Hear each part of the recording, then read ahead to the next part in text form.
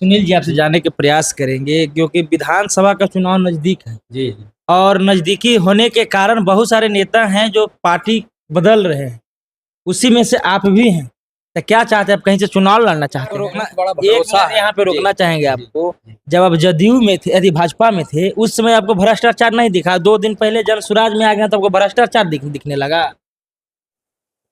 नमस्कार, मैं सुबोध कुमार, आप देख रहे हैं पटना दस्तक न्यूज। हमारी उपस्थिति अभी गया में है और हमारे साथ जो बगल में बैठे हुए हैं, इनके गला में समझे तो एक प्यारा सा फूल 2-4 माला पहना दिया गया है।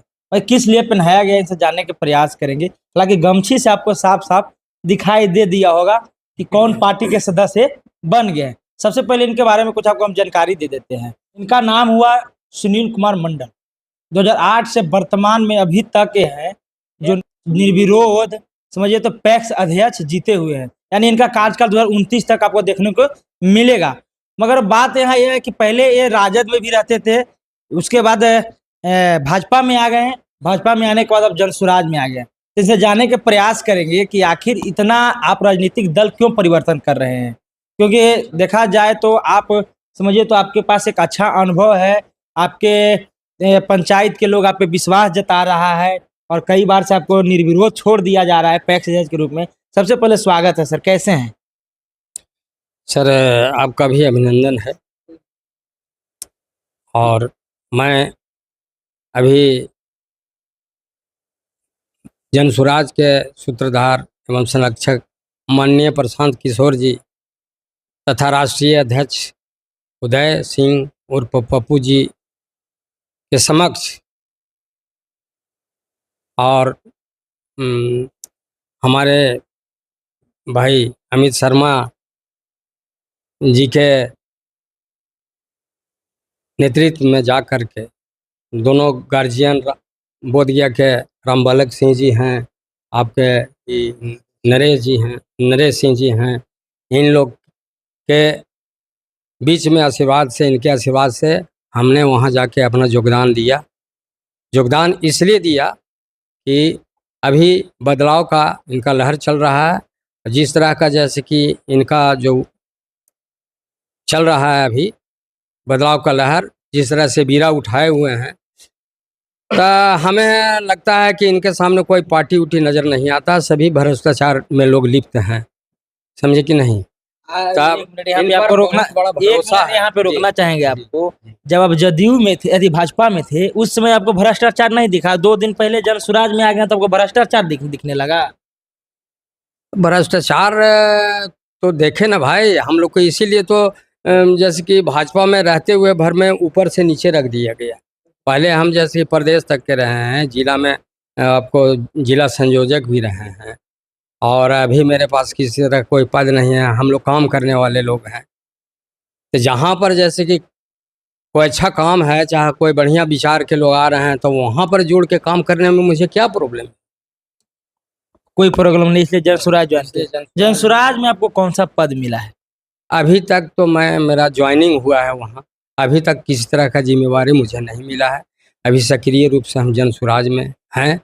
जो जिम्मेवारी मान लीजिए पार्टी की ओर से मिलती है तो उसको बखूबी मैं मेहनत करूँगा, निभाऊँगा। सुनील जी आपसे जानने के प्रयास करेंगे क्योंकि विधानसभा का चुनाव नजदीक है। जी। और नजदीकी होने के कारण बहुत सारे नेता हैं जो पार्टी बदल रहे हैं। उसी में से आप भी हैं। तो क्या चाहते हैं, आप कहीं से चुनाव लड़ना चाहते हैं?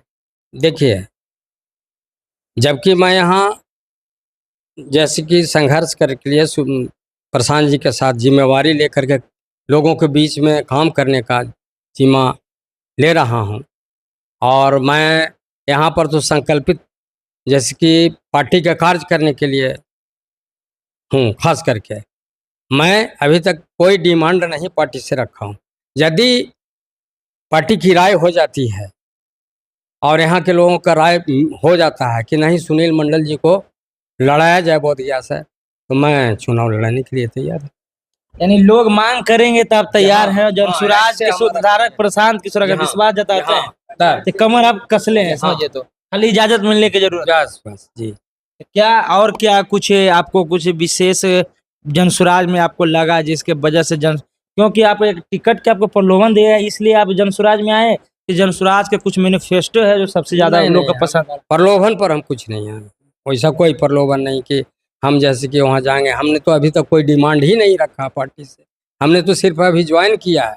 उन्होंने हमसे बात की है जिम्मेवारी देने की, तो जिम्मेवारी उनको कहा कि शहर से जैसे कि आप जो जिम्मेवारी दीजिए उसमें हम जैसे कि कदम से कदम मिला के मेहनत करने के लिए तैयार है। टिकट का तो कोई बात ही मैं नहीं किया हूँ अभी तक। टिकट का बात नहीं किया, नहीं। मगर दिल में लालसा है, हैं? दिल में लालसा है। लालसा के कौन सवाल, यदि पार्टी चाहेगी तो चुनाव लड़ा जाएगा, नहीं चाहेगी तो कोई बात नहीं है, मेहनत करूंगा। बोध गया देखा जाए तो अगर अच्छी सीट है, हालांकि आरक्षित कैंडिडेट आप भी हैं। अगर बना दिया जाता है, आप जिस समाज से आते हैं वही समाज के लोग वहाँ ज्यादातर टिकट अभी चल रहा है, वर्तमान में विधायक भी है और लोग लड़ते हैं वही, क्योंकि आरक्षित सीट है इसलिए। अगर कुछ आपको मौका दे देता है पार्टी की तरफ से और जनता भी आप पे विश्वास जताकर चुनाव जिताकर विधानसभा में भेज देती है, दो काम ऐसा बताइए जो बोध गया में अभी तक नहीं हुआ, आप करके दिखलाएंगे। बोध गया में खास करके जो महाने पैन से बहुत सा गांव लाभान्वित नहीं है। 4-5 पंचायत जैसे कि आपको मोराटाल, गाफा, ये सब जो है, कन्हौली, सब मनो वहाँ पानी जाने का कोई व्यवस्था नहीं है। वहाँ पर जैसे कि धान रोपण में बहुत प्रॉब्लम होता है, पहले तो मैं उसको दूर करूँगा। इसके साथ साथ जैसे कि बोध गया जो खास करके जो भी वहाँ पर ज़मीन था महादलितों को बसाने की बात थी, बहुत से अभी जहाँ तहाँ लोग बस रहे हैं।